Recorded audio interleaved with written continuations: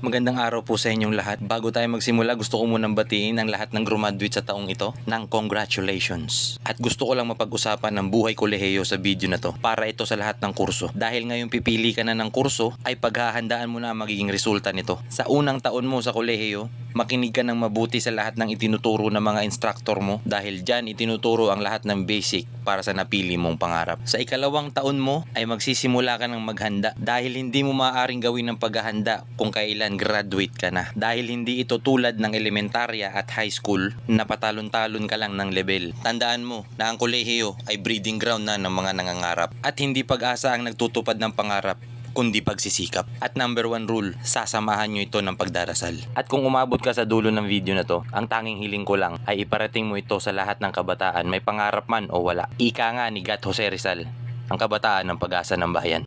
Hanggang sa muli, paalam!